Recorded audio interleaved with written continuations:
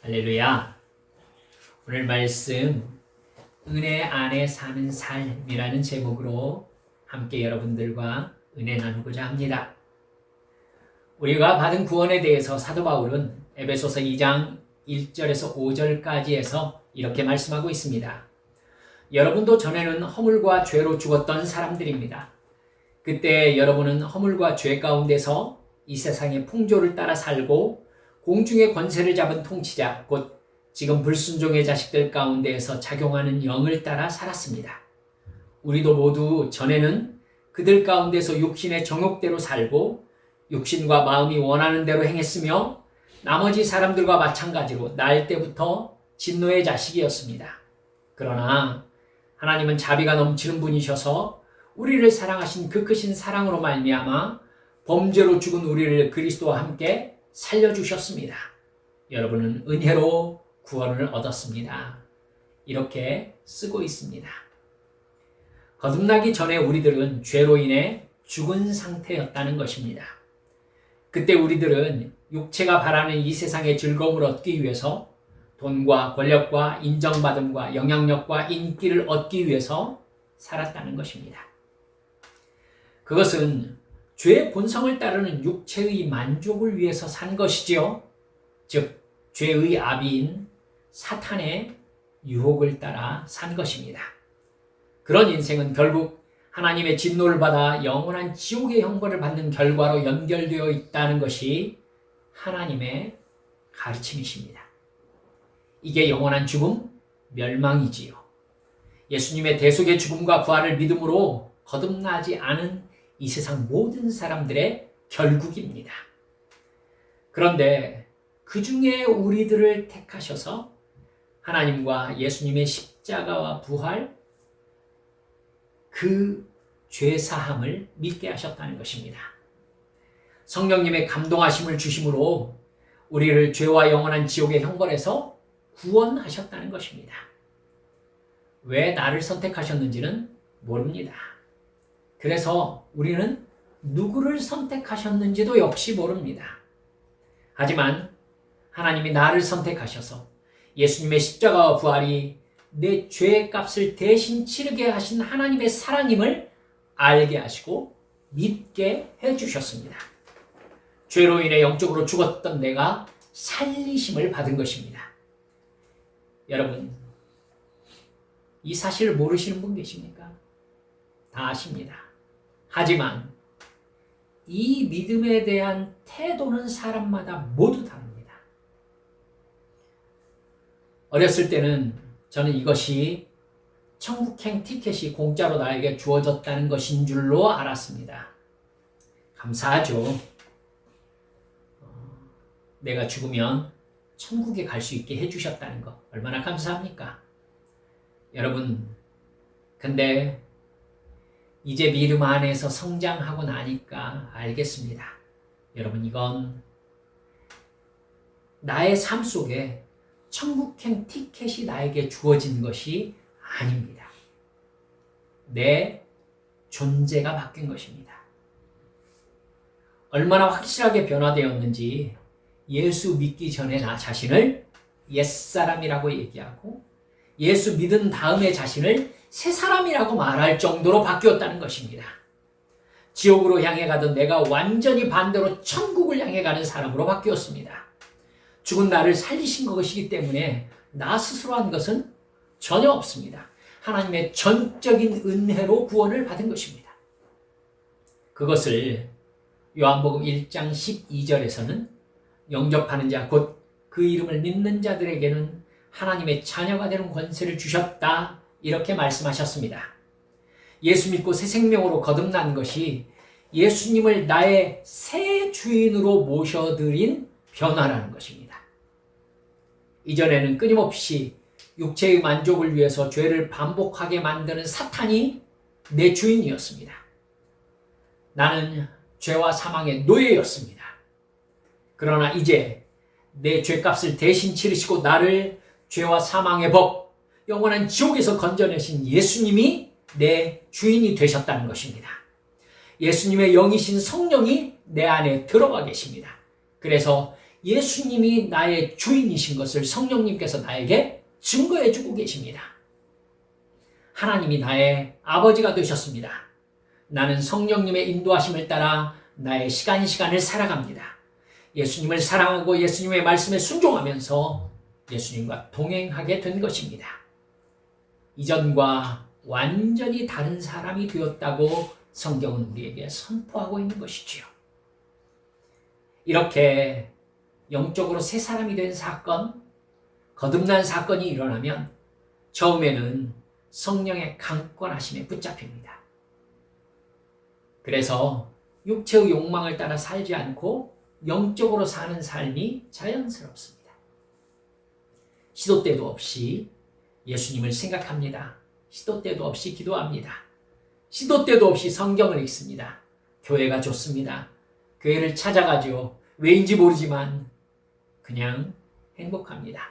삶의 조건이 바뀐 게 아닌데 예배 시간에 앉아있는 것이 참 좋습니다. 함께 예배드리는 사람들이 이상하게 사랑스럽습니다. 내가 얼마나 더러운 죄인지를 깨닫고 비탄스러움이 찾아듦과 동시에 반대편으로 그런 나의 죄를 십자가 대속의 죽음으로 사해 주신 예수님의 사랑에 감사와 사랑과 기쁨이 함께 찾아듭니다. 극단적인 마음이 한 사람 안에 동시에 존재하는 것이죠. 그래서 비탄과 행복이 함께 느껴지면서 하나님을 더욱더 의지하게 되는 겁니다. 하나님이 나를 사랑하신다는 생각이 진짜로 들지요. 내가 하나님을 사랑하고 있다라는 느낌도 듭니다. 성령님이 성경을 읽을 때에 또 내가 전혀 생각하지 못했던 그 순간에 나를 감동하신다는 것이 느껴지는 순간이 있습니다. 영적인 감각이 생긴 것이죠. 하나님을 감각하는 것입니다. 여러분, 그런 사람들은 예외 없이 하나님을 기쁘시게 하고 싶어 합니다. 하나님을 위해 내가 할 수 있는 것이 뭐가 있을까 생각하게 됩니다. 그런 마음으로 예배에 나가는 것이죠. 그리고 하나님의 말씀에 순종하는 것입니다. 이런 낯선 거듭남의 행복을 전혀 경험하지 못했다가 내가 경험하고 있는 것이기 때문에 이 기쁨이 나에게서 사라지는 게 싫습니다. 그렇기 때문에 여러분 아십니까? 그때 목사가 되겠다고 신학교에 가고 싶다고 준비하는 사람들이 참 많습니다. 그래서 저는 그러지 마시라고 말하는 편입니다. 그 상태가 영적 어린아이의 시간이기 때문입니다. 여러분, 어린아이 때는 부모가 모든 순간 간섭해서 해결해주는 상태지요. 아이는 뭐 하면 됩니까? 울기만 하면 됩니다. 얼마나 편합니까? 울기만 하면 다 해주죠. 네, 기저귀 갈아주고 젖 먹여주고 여러분 달래주고 또 웃겨주고. 하지만 여러분 그 상태가 언제까지나 계속되면 성장 이상이 생긴 것이죠.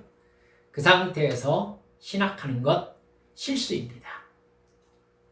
그래서 저는 그 부분에 대해서 상담하는 청년들에게 예외 없이 그러지 말라고, 신학까지 말라고, 신학하겠다고 결단해야 될 때는 전혀 다른 때라고 제가 말해왔던 기억이 있습니다. 여러분, 그렇게 시간이 지나가면은요, 내 삶에 틀림없이 믿음의 갈등 상황이 찾아오게 되어 있습니다. 사람은 사랑에 빠지면은요, 처음에는 상대방을 행복하게 해주려고 노력합니다. 사랑에 빠졌을 때죠. 하지만 시간이 지나면 어떻게 바뀝니까? 점점 상대방이 나를 행복하게 해주기를 바라는 마음으로 돌아옵니다. 원래는 그런 마음으로 살아왔었거든요. 사랑에 빠졌을 때 누군가를 자기가 행복하게 해줄 수 있다는 사실을 발견하게 되고 그 사람을 행복하게 해줄 수 있다는 사실이 기뻐지고 사랑의 변화예요. 그런데 점점 제정신이 드는 겁니다. 여러분, 하나님과의 관계에서도 반드시 이 시기가 찾아오게 되어 있어요. 하나님의 거듭남을 경험한 사람은 이제 하나님이 나를 도와주셔서 내가 하는 모든 일이 잘 될 것이라는 기대를 품게 되어 있습니다. 여기가 이제 위험이 시작되는 부분입니다. 하나님이 나를 이렇게 사랑하시니 나는 하나님을 어떻게 기쁘시게 할까 생각하는 게 아니라 점점 어떻게 바뀝니까? 하나님이 나를 이렇게 사랑하신대. 그럼 나의 삶의 모든 순간이 잘 되겠구나. 내가 형통하겠구나 생각하는 것입니다. 나는 성공할 것이고 나는 건강할 것이고 내가 기도하는 것은 이루어질 것이라는 기대를 하게 되는 것입니다. 교회는 그렇게 믿는 것을 믿음이라고 가르칩니다. 사랑하는 여러분들, 하지만 우리 한미세 가족 여러분들, 제가 다시 말씀드립니다. 절대 그렇지 않습니다. 예수님은 분명히 예수님을 믿는 삶을 어떤 삶이라고 말씀하셨습니까? 다른 사람들에게 미움을 받고 고난을 당하는 삶이라고 가르쳐 주셨습니다. 당연합니다. 육신의 가치관을 따라 사는 사람들과 함께 그들과 어울려 살다가 성령의 가치관을 따라 살도록 거듭났습니다. 즉, 그 사람들과 다른 사람들이 된 겁니다. 옛사람에서 새사람으로 거듭나 버린 겁니다. 달라진 거예요. 이제 세상 사람들의 생각과 내가 어울리지 않습니다. 부딪힙니다. 그 갈등의 상황에서 나를 도와주셔야 될 하나님은 점점 나를 내버려 두시는 것처럼 느껴지는 순간이 옵니다. 하나님은 이제 네가 거듭난 너로 살아내라고 말씀하십니다. 갈등 상황을 겪으면서 예수님과 함께 십자가에 못 박은 옛사람을 부활시켜서 내 육체적 욕망을 위해서 살 것인지 거듭난 새 사람으로 모든 순간 하나님과의 관계성 속에서 순종하며 살 것인지 네가 결정하라는 것입니다.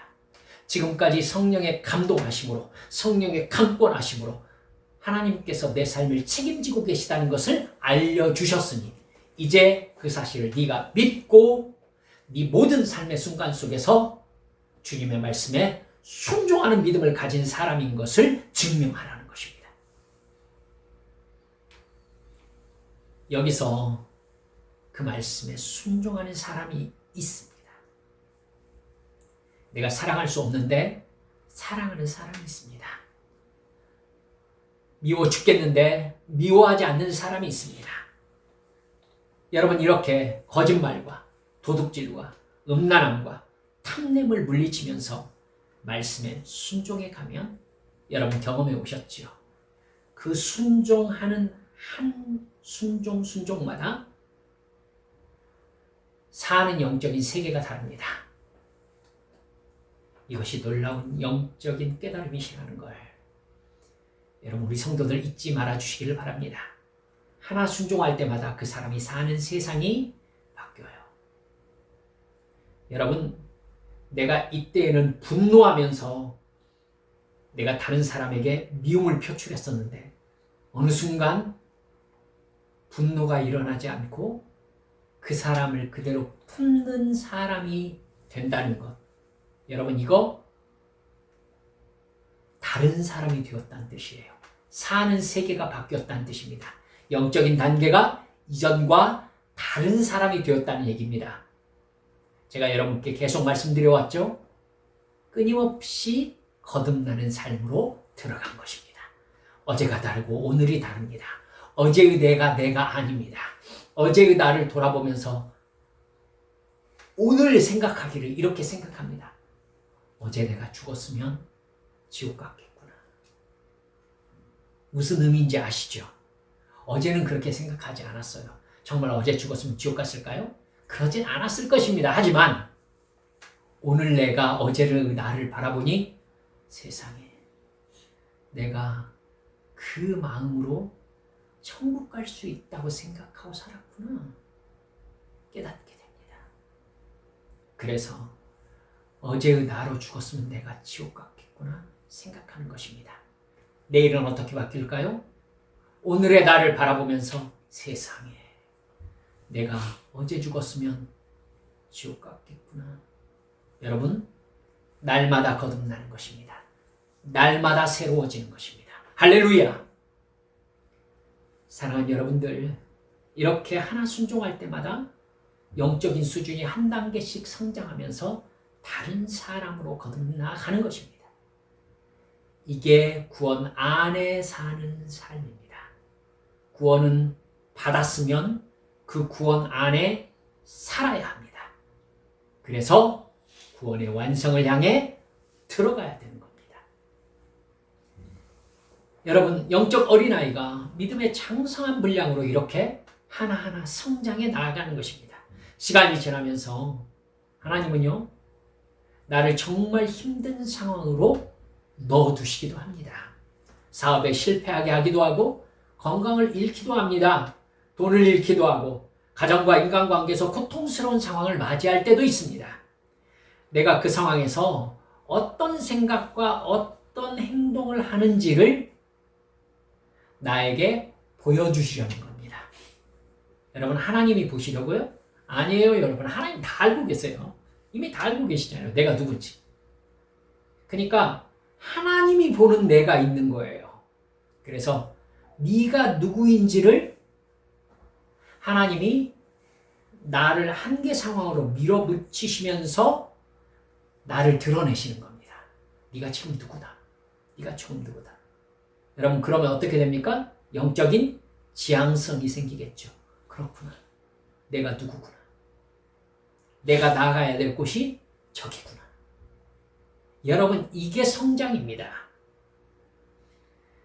여러분, 그렇기 때문에 하나님께서 우리를 고통과 때로는 믿음의 시험 가운데로 밀어 넣으시는 것입니다. 여러분, 그때 그 한계 상황에서 하는 나의 생각과 말과 행동은 내가 믿음의 가치를 어느 정도로 생각하고 있는지를 드러냅니다. 여러분 알고 계시죠? 출애굽 1세대들에게 하나님을 사랑하고 믿는 믿음은 어느 만큼이었습니까? 가치가. 여러분, 하나님을 사랑하고 믿고 의지하는 그 믿음은요, 출애굽 1세대들에게 생선보다 못했고요, 오이와 참외와 부추와 파와 마늘보다 못한 것이었어요. 그죠? 드러냈잖아요. 그렇죠? 이게 뭐냐? 고기 없어서 못 살겠다. 생선 먹고 싶다. 부추와 파와 마늘을 우리가 노예시대 때는 먹었는데 지금 이게 뭐냐? 그렇죠? 홍해를 건너게 하신 하나님의 은혜는 파와 부추와 마늘보다 못한 것이었단 말입니다. 그들에게. 그러니까 그들이 가나안 땅에 들어가지 못한 것입니다. 우리에게 묻고 있는 거예요. 너에게 하나님의 은혜와 사랑은 얼만큼이냐 하면서 파와 부추와 마늘과 고기와 생선이 없는 상황으로 밀어붙이시는 겁니다. 그때 이게 뭐냐고 하면서 박차고 일어나 버리는 사람, 하나님의 사랑이 그만큼인 겁니다. 그만큼인 거죠. 여러분, 그 사람이 성령의 감동하심을 깨달으면 이렇게 깨달을 것입니다. 세상에 내 믿음이 사실은 이만큼이었구나. 내가 이 믿음 가지고 천국 갔다고 생각했구나. 여러분, 이렇게 내가 어느 정도의 믿음을 가지고 있는 사람인지를 깨닫게 하시는 하나님의 시간이 바로 야곱을 20년 동안 노예처럼 살게 하시는 시간이었던 겁니다. 요셉을 10년 동안 감옥에 집어넣어 두신 상황이었던 것이죠. 모세를 40년 동안 양치기로 살게 하시는 시간, 다윗을 10년 동안 사울왕에게 쫓기게 하시는 시간이었던 겁니다. 그 상황에서 그들이 땅바닥에다 침을 택 뱉으면서 이게 뭐냐고. 여러분, 저는 솔직히 말해서 그 마음 그들에게 있었을 거라고 생각하고 있습니다. 그때마다 그들이 뭘 알았을까요? 나에게 하나님의 사랑, 하나님을 향한 믿음이 이만큼이었구나. 사실은 이만큼이었구나. 여러분, 그랬기 때문에 그 시간이 그만한 기간이 걸리지 않았을까요? 저는 그렇게 생각하고 있었습니다. 하나님은 이런 극단적인 상황에서도 내 은혜의 약속을 믿으면서 나와의 관계를 포기하지 않고 끝까지 내 말에 순종해야 진짜 믿음이다. 이렇게 말씀하고 계시는 겁니다. 거기에서 많은 신앙인들이 갈등에 빠지고 하나님을 향한 진짜 믿음을 포기합니다. 포기하죠. 홍해를 건넌 출애굽 1세대들 복이 없는 상황에서 믿음을 포기했습니다. 나를 사랑하신다면서 왜 내 인생을 이렇게 고통스럽게 내버려 두시느냐? 왜 이렇게 하는 일마다 꼬이느냐? 이러면서 원망과 불평을 쏟아놓기 시작하는 것입니다. 그러면 결국 뭘 증명하는 셈입니까? 내가 지금까지 해온 순종들은 그 정도는 할 만했던 거지요. 이렇게 하면은 하나님이 나에게 이렇게 해주시지 않을까 하면서 이익을 계산하며 한 행동이라는 뜻이 되어버립니다. 사탄은 그렇지, 네 옛사람이 죽었다고? 너 하는 꼴을 봐. 너는 거기까지야. 거듭난 새 사람? 나는 네 한계를 알지. 나는 다 알고 있어. 박수를 치는 겁니다. 여러분, 사탄이 누구입니까? 욥을 바라보면서 하나님 앞에 가가지고 뭐라고 합니까? 하나님께서 챙겨주시니까 욥이 그러는 거 아닙니까? 걷어보세요. 욥이 그러는지. 여러분, 우리가 믿음, 찬양, 예배, 하나님께 말씀해. 하나님이 챙겨주시니까 그러는 거 아니에요. 그거 한번 해보지 말아보세요. 제 진짜 모습 드러날걸요? 사랑하는 여러분들이요.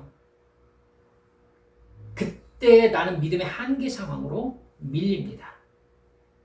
거기에서 진짜 내가 누구인가가 드러나는 것이죠.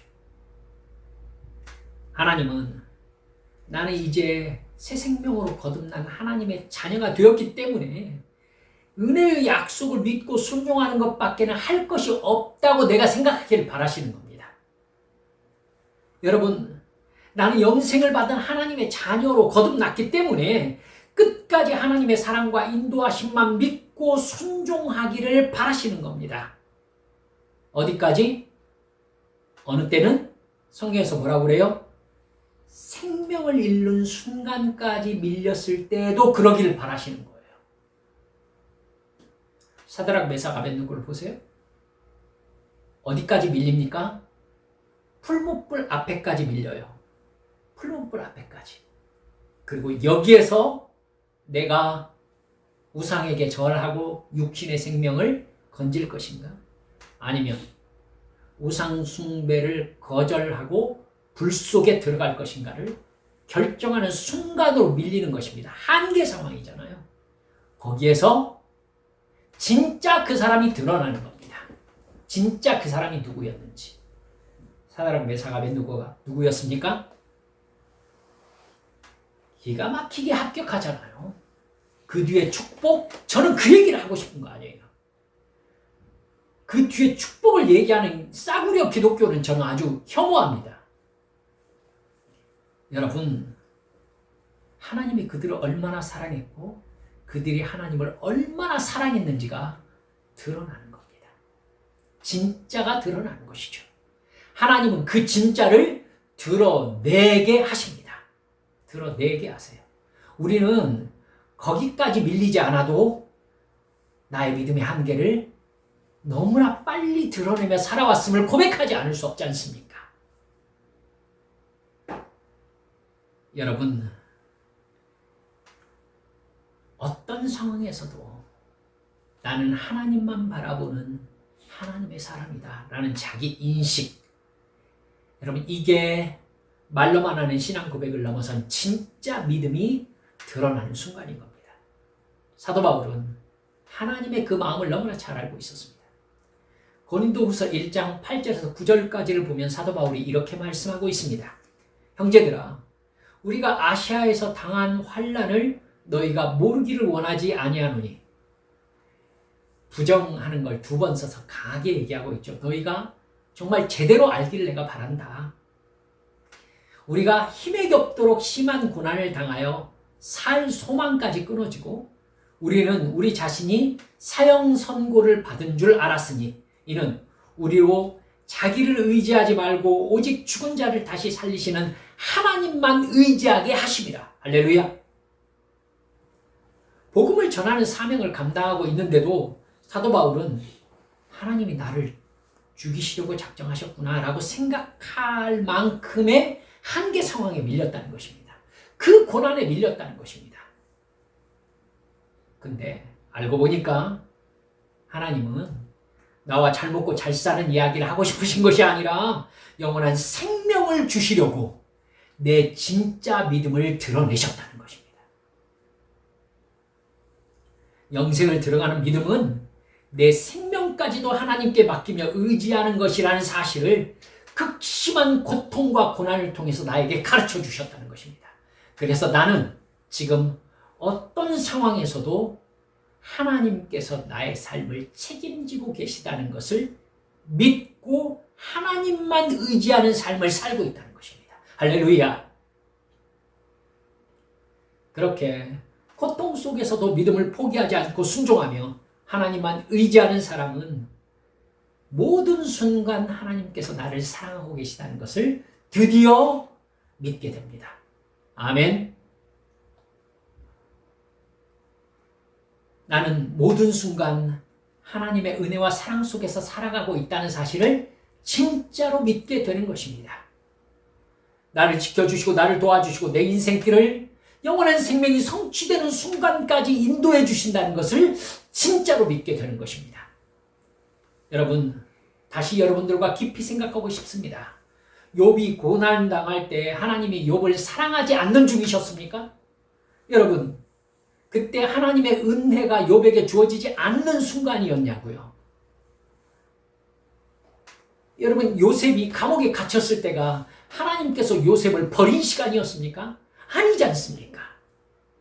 다윗이 사울에게 10년 동안 쫓길 때에 여러분, 하나님께서 다윗을 내박쳐둔 시간이었습니까? 아니지 않습니까?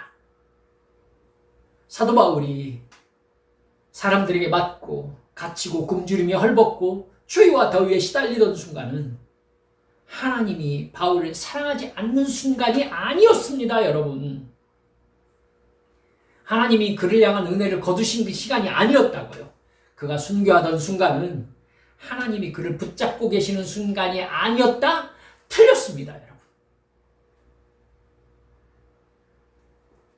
그때도 하나님의 은혜는 그 믿음의 선배들 위해 강력하게 작동하고 있었고 하나님은 그들을 당신의 최고의 사랑으로 사랑하고 계셨습니다. 바울은 그 사실을 철저하게 믿고 있었습니다.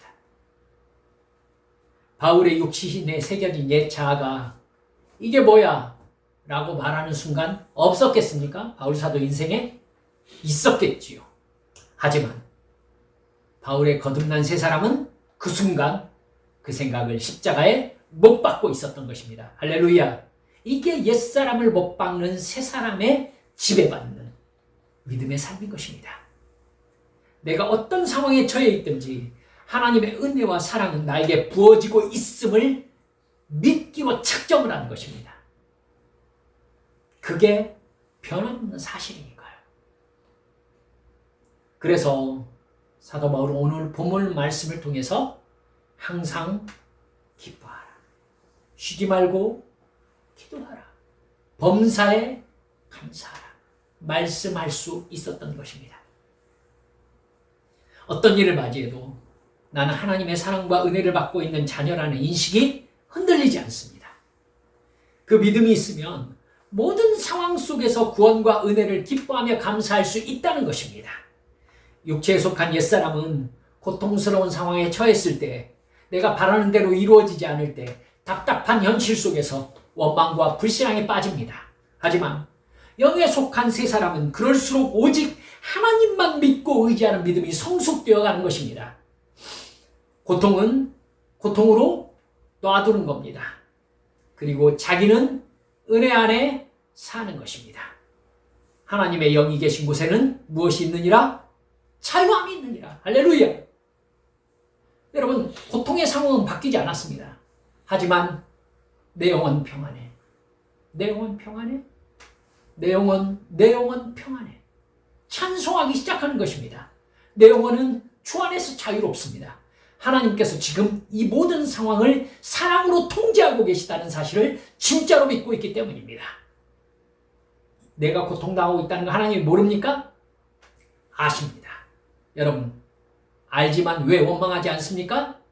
이 고통이 하나님의 사랑 가운데 나에게 주어진 테스트요, 하나님의 사랑의 표현이라는 것을 믿고 있기 때문입니다. 어떻게 그게 가능합니까? 성령 충만하기 때문입니다. 여러분, 다른 사람이 되었기 때문입니다. 이 사람의 믿음의 기초는 하나님이 내 아버지시다에서 출발했기 때문입니다. 모든 순간이 하나님께서 나를 사랑하시는 순간이고 하나님의 은혜의 순간이니 하나님만 바라보면서 하나님의 통제에 나를 맡기고 감사의 반응을 하기로 결단한 것입니다. 그 상태가 하나님의 은혜를 어떤 고난 속에서도 믿고 의지하는 참된 신앙인의 상태임을 믿으시기 바랍니다. 이게 자기 옛사람을 죽이며 사는 사람입니다. 그 사람은 내 옛사람이 죽은 만큼 내 안에 하나님께서 산다는 것을 알고 있습니다. 이 상황에서 내 옛사람이 죽으면 그만큼 하나님께서 내 삶을 지배하고 계신다. 모든 순간 성령님을 의지하면서 성령님이 내 생각과 의지를 점령해 오시는 것을 느낍니다. 그렇지. 점점 성령의 사람으로 변화되어 갑니다. 성령이 나를 지배하시니까 영적인 기쁨이 넘칩니다. 영의 감각과 깨달음이 더합니다. 하나님이 나를 사랑하고 계시는구나.